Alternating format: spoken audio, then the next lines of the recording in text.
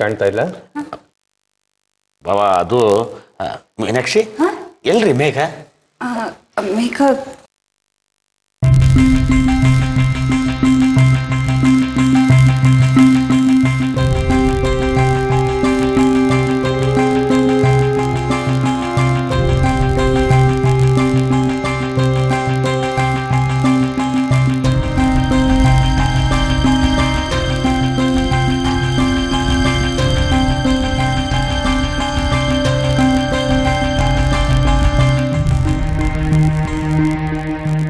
ಅಯ್ಯೋ ಬಿಸಿನೀರಿಟ್ಟಿಲ್ಲ ಅಂತ ಕಾಣುತ್ತೆ.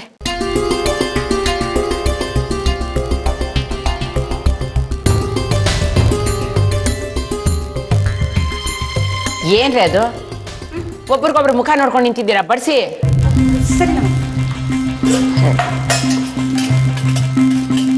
ಏನು ಹಪ್ಪಳ ತಿಂದು ಸಾಂಬಾರ್ ಕುಡಿಬೇಕಾ? ಅಯ್ಯೋ ದೇವ್ರೆ, ಯಾವ್ದಾದ್ಮೇಲೆ ಯಾವ್ದು ಬಡಿಸ್ಬೇಕು ಅನ್ನೋ ಪರಿಜ್ಞಾನನಾರು ಬೇಡವೇನ್ರಿ? ಅಪ್ಪ ಬಿಸಿನೀರು.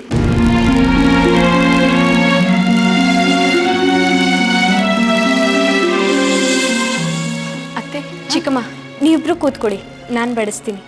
ಪರವಾಗಿಲ್ಲ ಮೇಘ, ಕೂತ್ಕೊಳ್ಳಿ ಅತ್ತೆ.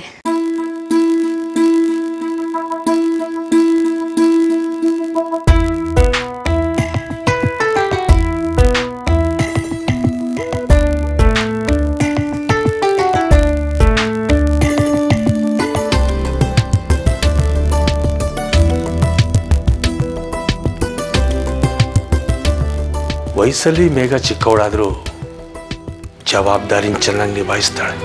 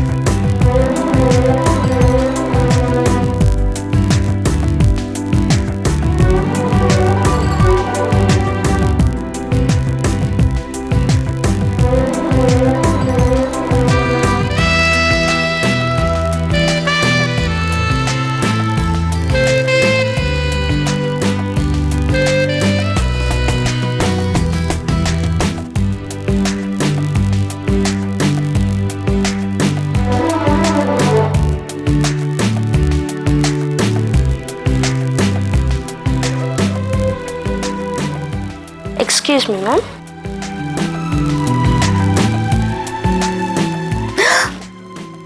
ವಾವ್, ಫೇಶಿಯಲ್ ಮಾಡಿಸಿದ್ಮೇಲೆ ಫುಲ್ ಗ್ಲಾಮರಸ್ ಆಗಿ ಕಾಣ್ತಿದ್ಯಾ. ಮುಖ ಎಲ್ಲ ಫಳ ಫಳ ಅಂತ ಮಿಂಚ್ತಿದೆ. ಮಯೂರಿ ನೋಡೆ.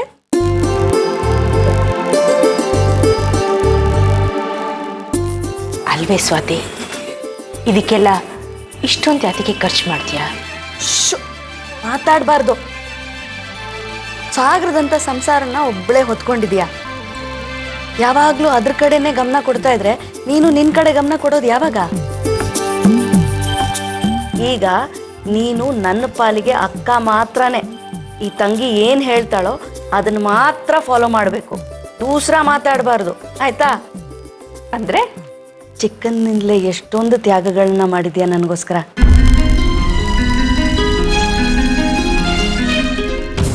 ಋಣ ಅಂತೂ ತೀರ್ಸಕ್ಕಾಗೋದಿಲ್ಲ. ನಿನ್ನ ಸೇವೆ ಆದರೂ ಮಾಡೋಕ್ಕೆ ಅವಕಾಶ ಮಾಡಿಕೊಡು.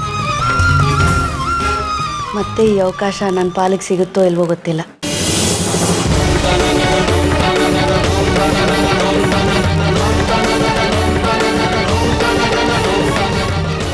ಅಂದ್ರೆ ಹಾಯ್ ರಶ್ಮಿ, ಚೆನ್ನಾಗಿದ್ದೇನೆ. ಇವ್ರು ಯಾರು ಗೊತ್ತಾ? ಸುಮತಿ ಅಕ್ಕ. ಓ, ಹೌ ಯು ಮ್ಯಾಮ್? ಚೆನ್ನಾಗಿದ್ದೀರಾ? ನಮ್ ಪರಿಚಯ ನಿಮ್ಗಿಲ್ಲ, ಬಟ್ ನಿಮ್ ಪರಿಚಯ ನಂಗೆ ತುಂಬಾ ಚೆನ್ನಾಗಿದೆ. ಸ್ವಾತಿ ಅವ್ರು ಯಾವಾಗ್ಲೂ ನಿಮ್ ಬಗ್ಗೆ ಹೇಳ್ತಿರ್ತಾರೆ. I am so happy for you. Thank you. ಒಂದ್ ನಿಮಿಷ ಬಂದೆ. ಸರಿ.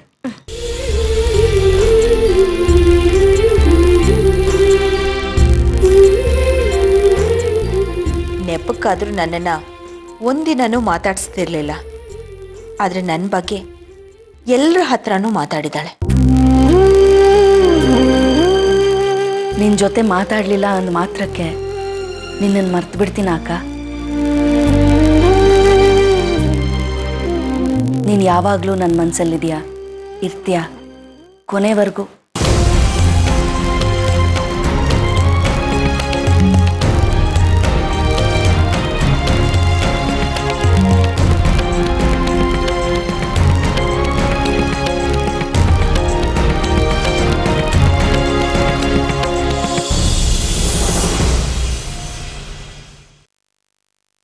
ಸ್ವಾತಿ, ನಿನ್ನ ಮಗಳು ನೋಡು, ಈ ವಯಸ್ಸಿಗೆ ಇಂಥದನ್ನೆಲ್ಲ ಮಾಡಿಸ್ಕೊತಾ ಇದ್ದಾಳೆ.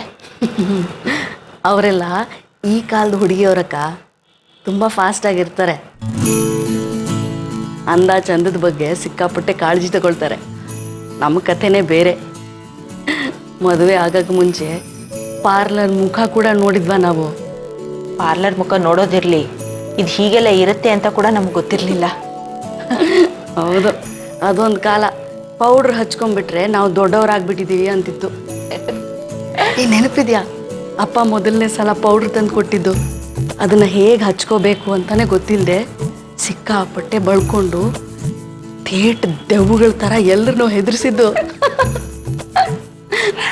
ನಾನು, ನೀನು, ನಮ್ಮ ಗೆಳೆಯರ ಬಳಗ ಎಲ್ಲ ಆ ದಿನಗಳೆಲ್ಲ ಎಷ್ಟು ಬೇಗ ಕಳೆದೋಯ್ತಲ್ಲ.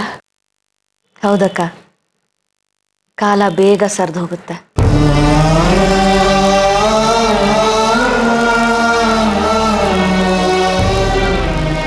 ಅಕ್ಕ, ಆ ಕಾಲದ ನಮಗೂ ಈ ಕಾಲದ ಮಯೂರಿಗೂ ಏನು ವ್ಯತ್ಯಾಸ ಕಾಣುತ್ತೆ ನಿನಗೆ?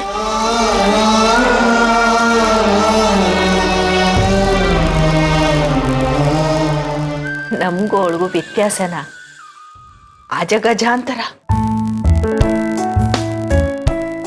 ನಾವಂತೂ ಮನೆ ಬಿಟ್ಟು ಹೊರಗಡೆ ಹೋಗೋದಕ್ಕೆ ಹೆದರ್ಕೋತಿದ್ವಿ.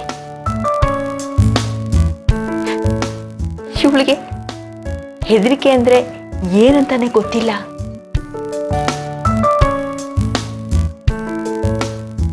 ಇವಳನ್ನ ಕಂಡ್ರೇನೆ ನಂಗೆ ಆಶ್ಚರ್ಯ ಆಗತ್ತೆ ಕಣೆ. ಇವಳಿಗೂ ನನಗೂ ತದ್ವಿರುದ್ಧ. ಇವಳು ಮಾತು, ನಡವಳಿಕೆ ನನಗೊಂದು ಅರ್ಥನೇ ಆಗಲ್ಲ. ಈಗಿಂದಾನೇ ಅರ್ಥ ಮಾಡ್ಕೊಳ್ಳೋಕೆ ಪ್ರಯತ್ನ ಮಾಡುವಕ್ಕ, ಮುಂದೆ ಸಹಾಯ ಆಗುತ್ತೆ.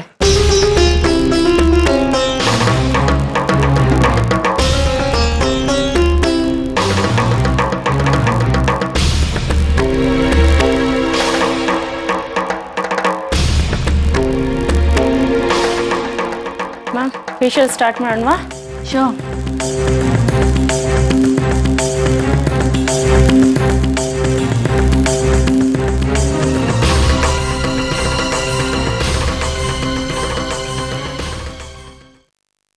ಮ್ಯಾಮ್, ನಿಮ್ಮ ಬಗ್ಗೆ, ಫ್ಯಾಮಿಲಿ ಬಗ್ಗೆ, ಅಕ್ಕನ ಬಗ್ಗೆ, ಮಯೂರಿ ಬಗ್ಗೆ ತುಂಬ ಹೇಳಿದ್ದೀರಾ. ನಿಮ್ಮ ಮದುವೆ ಬಗ್ಗೆ ಏನೂ ಹೇಳಲೇ ಇಲ್ವಲ್ಲ. ಇವತ್ತಾದರೂ ಹೇಳ್ತೀರಾ ಇಲ್ಲ ಸಸ್ಪೆನ್ಸ್ ಕ್ಯಾರಿ ಮಾಡಿಬಿಡ್ತೀರಾ?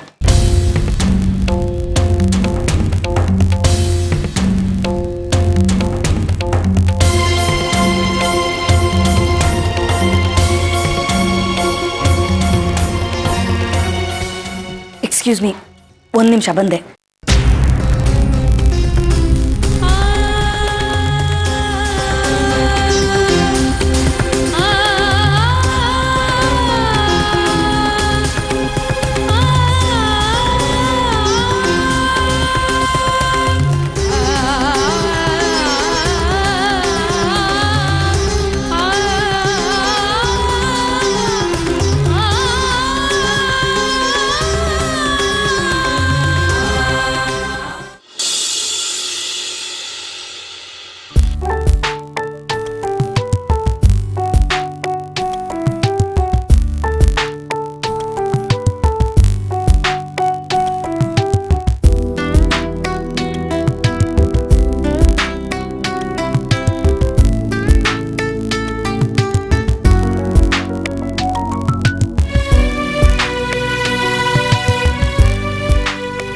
ಏನ್ರಮ್ಮ, ಏನು ಮಾತಾಡ್ತಾ ಕೂತಿದ್ದೀರ? ನಾವಿಲ್ಲೆಲ್ಲರೂ ಸೇರಿರೋದು ಲಕ್ಷ್ಮೀ ಪೂಜೆಗೋಸ್ಕರ. ಭಜನೆ ಗೀತೆನೋ ಭಕ್ತಿ ಗೀತೆನೋ ಯಾರಾದರೂ ಹಾಡಿ. ಒಂದು ನಿಮಿಷ, ಇವ್ರ ಪರಿಚಯ ಮಾಡಿಕೊಡ್ತೇನೆ. ಇವ್ರ ಹೆಸರು ಸುಮತಿ ಅಂತ. ನಮ್ಮ ಅಕ್ಕ. ಗೋಕರ್ಣದ ಹತ್ರ ಬೃಂದಾವನ ಇದೆಯಲ್ಲ, ಅಲ್ಲಿಂದ ಬಂದಿದ್ದಾರೆ.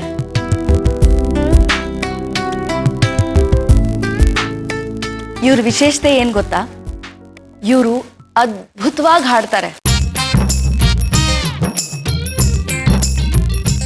ಇವರ ಕಂಠಸಿರಿ ಎಷ್ಟು ಅಮೋಘವಾಗಿದೆ ಅಂದ್ರೆ, ಗೋಕರ್ಣದ ಸುತ್ತಮುತ್ತ ಯಾವುದೇ ಪೂಜೆ ಇರಲಿ, ಮೊದಲು ಇವ್ರನ್ನ ಕರ್ಕೊಂಡು ಹೋಗಿ ಹಾಡಿಸ್ತಾರೆ. ಸ್ವಾತಿ, ಈಗ ಇವರ ಗಾನ ಅಮೃತವನ್ನ ನಾವು ಸವಿಯೋಣ. ಅಕ್ಕ, ಸುಮ್ಮನಿರಿ, ಯಾಕೆ ಇವೆಲ್ಲ? ಅಲ್ಲ ಅಮ್ಮ, ದೇವ್ರ ಮುಂದೆ ಹಾಡಕ್ಕೂ ಯೋಗ ಇರಬೇಕು. ನಮ್ ಧ್ವನಿನೂ ಇದೆ ಕತ್ತೆ ಕಿರ್ಬಂತರ. ನಂದು ಹಾಗೆ ಇದೆ ಬಿಡಿ. ನಾನು ಹಾಡ್ತೀನಿ ಅಂದ್ರೆ ಜನ ಬೇಡ ಅಂತಾರೆ.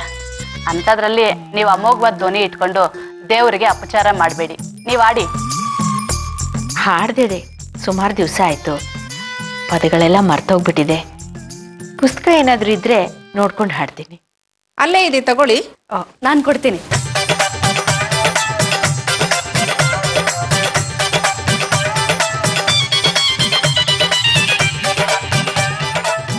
ಭಾಗ್ಯದ ಲಕ್ಷ್ಮೀ ಬಾರಮ್ಮ, ನಮ್ಮಮ್ಮನಿ ಸೌಭಾಗ್ಯದ ಲಕ್ಷ್ಮೀ ಬಾರಮ್ಮ.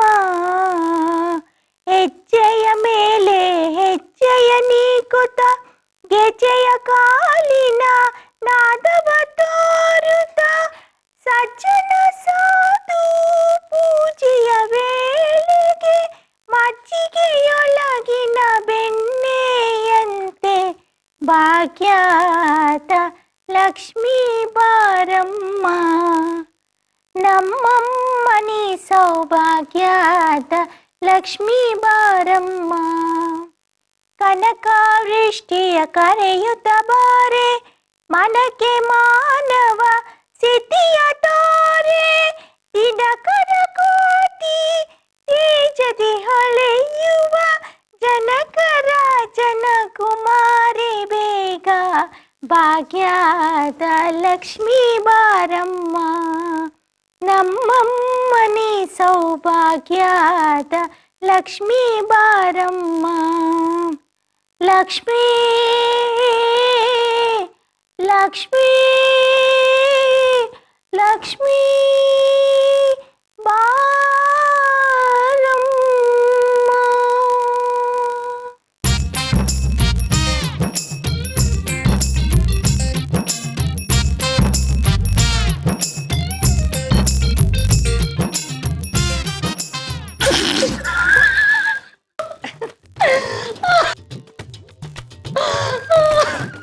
ಸ್ವಾತಿ, ನೋಡು, ಅಲ್ಲಿ ಹೋಗಿ ನನ್ನ ಮಾನ ತೆಗೆದ್ಬಿಟ್ಟಿಯಲ್ಲ.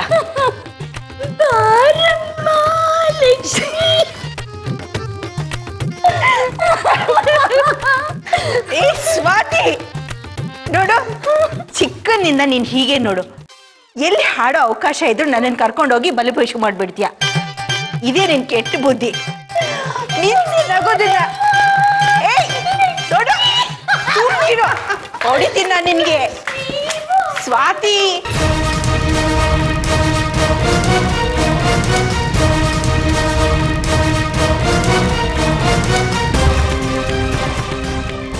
ನಾನೊಬ್ಳು ಇಲ್ಲಿ ಇದ್ದೀನಿ ಅನ್ನೋದನ್ನೇ ಮರ್ತು ಬಿಟ್ಟಿದ್ದಾರೆ ಇವರು.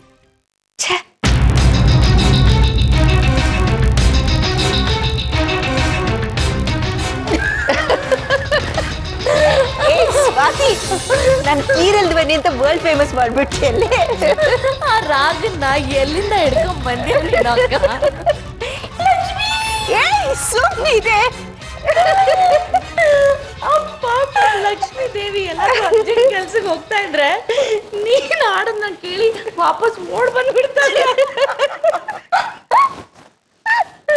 ಅಪ್ಪ, ನೀನ್ ಹಾಡೋದನ್ನ ಕೇಳಿಸ್ಕೊಂಡ್ರೆ ನನಗೆ ಆಶ್ಚರ್ಯವೋ ಆಶ್ಚರ್ಯ. ಗಂಟ್ಲಿಂದ ಆಡ್ತಿದ್ಯೋ, ಮೂಗಿಂದ ಆಡ್ತಿದ್ಯೋ, ಇಬ್ರಿಗೂ ನಿದ್ದೆ ಮಾಡೋ ಪ್ಲಾನ್ ಇಲ್ವಾ? ಏನಾಗಿದೆ ನಿಮ್ಗೆ?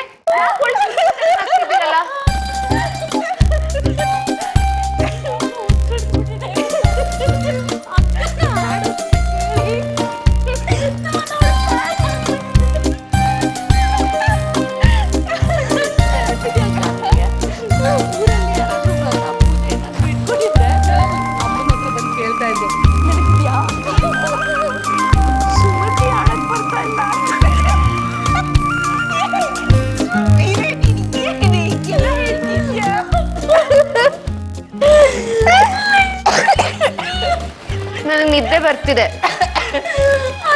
ಹೆದರ್ಕೊಂಡಿದ್ರು ಅಮ್ಮ ನಂಗೆ ನಿಜವಾಗ್ಲೂ ನಿದ್ದೆ ಬರ್ತಿದೆ.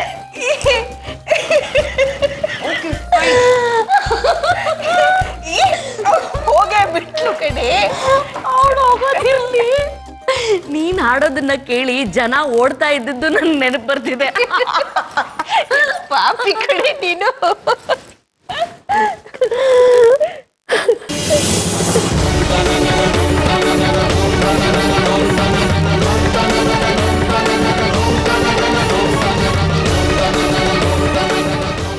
ನನಗೆ ಕ್ಷಮಿಸ್ಬಿಡಕ್ಕ.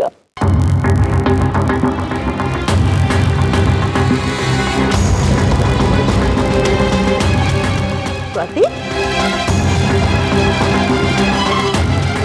ಏನಾಯ್ತು? ನನ್ನನ್ನು ದಯವಿಟ್ಟು ಕ್ಷಮಿಸ್ಬಿಡು. ನೀನ್ ಕ್ಷಮಿಸೋವರೆಗೂ ನನ್ ಕಾಯೋ ಅಷ್ಟು ಸಮಯ ಇಲ್ಲ. ನನ್ನನ್ನು ಇವತ್ತೇ ಕ್ಷಮಿಸ್ಬಿಡು. ಸ್ವಾತಿ ಏನಾಯ್ತು ನಿನಗೆ? ಯಾಕೆ ನನ್ನ ಹತ್ರ ಕ್ಷಮೆ ಕೇಳ್ತಿದ್ಯಾ? ಯಾವ ವಿಷಯಕ್ಕೆ? ಅವಿನಾಶ್ ಮದ್ವೆ ನಿನ್ ಜೊತೆ ನಿಶ್ಚಯ ಆಗಿತ್ತು. ಅವಿನಾಶ್ನ ನಿನ್ನಿಂದ ಕಿತ್ಕೊಂಡ್ಬಿಟ್ಟೆ.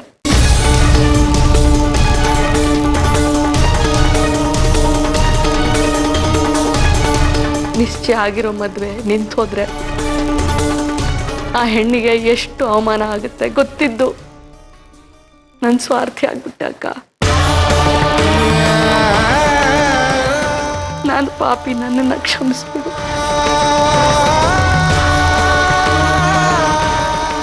ಅಯ್ಯೋ, ಅದೆಲ್ಲ ಯಾವಾಗಲೂ ನಡೆದು ಹೋಗಿದ್ ಕತೆ. ಅದನ್ನ ನಾನು ಯಾವತ್ತೋ ಮರ್ತು ಬಿಟ್ಟಿದ್ದೀನಿ. ಅದನ್ನ ನೀನು ಈಗ ನೆನೆಸ್ಕೊಂಡು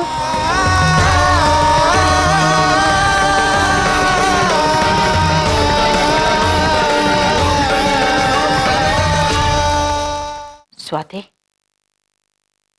ನಿಜ ಹೇಳು. ನನಗೆ ಫೋನ್ ಮಾಡಿ ಕರ್ಸ್ಕೊಂಡಿದ್ಯಾಕೆ? ಏನ್ ವಿಷಯ? ನನ್ನಿಂದ ಏನೂ ಮುಚ್ಚಿಡ್ದೆ ಎಲ್ಲ ಹೇಳು.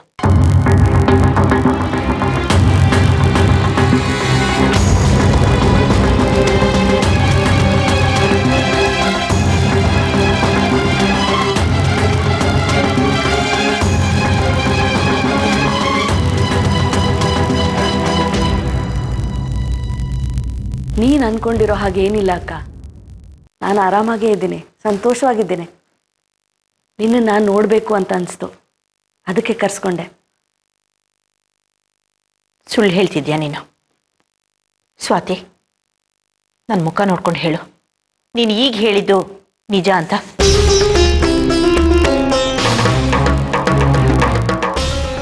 ಕಳ್ಳನ ಮನಸ್ಸು ಹುಳ್ಳುಳ್ಗೆ ಅಂತ ನಿನ್ನ ಮುಖ ನೋಡಿದ್ರೇನೆ ಗೊತ್ತಾಗ್ತಾ ಇದೆ. ಏನ್ ವಿಷಯ ಹೇಳು, ಹೇಳ್ತೀಯೋ ಇಲ್ವೋ? ಅಕ್ಕ, ಜೀವನ ಅನ್ನೋದಿದೆಯಲ್ಲ, ಅದು ಸಾವು ಮತ್ತು ಬದುಕಿನ ನಡುವೆ ಇರೋ ಒಂದು ಸಣ್ಣ ಅಂತರ, ಸಣ್ಣ ವಿರಾಮ.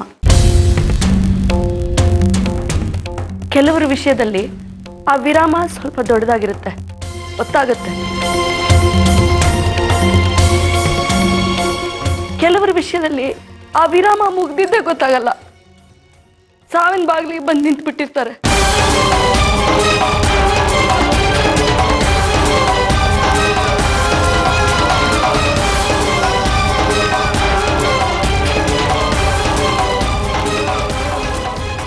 ನಾನು ಸಾವಿನ ಬಾಗಿಲಲ್ಲಿ ನಿಂತಿದ್ದೀನಿ ಅಕ್ಕ, ಕ್ಷಣಗಳನ್ನ ಎಣಿಸ್ಕೊಂಡು.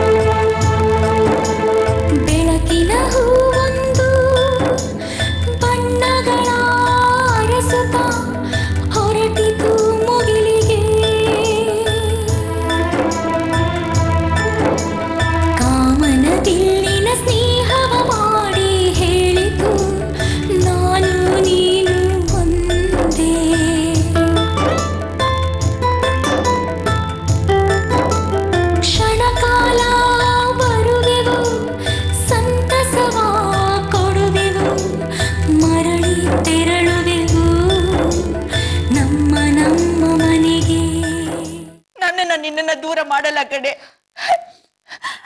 ಆ ಸಾವುಗೂ ಕರುಣೆ ಅಂತ ಇದೆ. ಅದು ಒಳ್ಳೆಯವ್ರನ್ನ ಏನು ಮಾಡಲ್ಲ ಕಡೆ, ಏನು ಮಾಡಲ್ಲ. ಮಮ್ಮ